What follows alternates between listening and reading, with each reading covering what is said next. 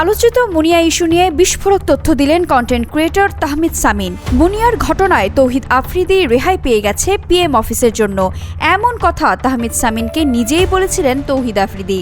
যখন মুনিয়া মারা যায় তখনই একটা কল রেকর্ড ফাঁস হয়েছিল, আর সে কল রেকর্ড আফ্রিদিকে ফাঁসাতে পারে নাই, কারণ তৎকালীন পিএম অফিস তাকে শেল্টার দিয়েছিল। এ কথা তাহমিদ সামিনকে বলেন আফ্রিদি। সে সঙ্গে সগৌরবে তিনি বলেন, দেখ প্রাইম মিনিস্টার অফিস আমাকে কত ভ্যালু দেয়। গত 31 আগস্ট দেশের এক বেসরকারি গণমাধ্যমের সাক্ষাৎকারে এসব কথা বলেন তাহমিদ সামিন। তাহমিদ সামিন বলেন, যখন মুনিয়া মারা যায় তখনই তো কল রেকর্ডটা ফাঁস হয়েছে, ওইটাই আমরা দেখেছি। আমরা চাইনি যে এসব পার্সোনাল ইস্যু তাকে জিজ্ঞেস করতে, কিন্তু তখনই কল রেকর্ডটা ভাইরাল হয় যে তার সঙ্গে সম্পর্ক ছিল মুনিয়ার। এটা সত্যি কথা যে মুনিয়ার সঙ্গে তার সম্পর্ক ছিল।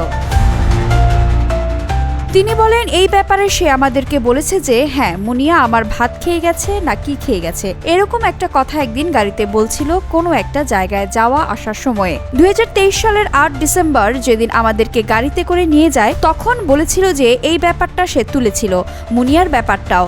এখন বিষয়টা হচ্ছে তার সঙ্গে মুনিয়ারও সম্পর্ক ছিল, এবং তাকে ফাঁসানোর জন্য বা যে কারণেই হোক কল রেকর্ড যে ফাঁস হয়েছে, এখান থেকেও সে রেহাই পেয়ে গেছে পিএম অফিসের জন্য।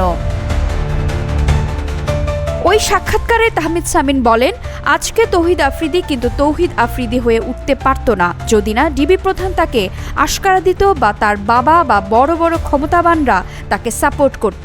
এটা সত্যি কথা যে মুনিয়ার সঙ্গে তার সম্পর্ক ছিল, এমনটাই বলেন কন্টেন্ট ক্রিয়েটর তাহমিদ সামিন।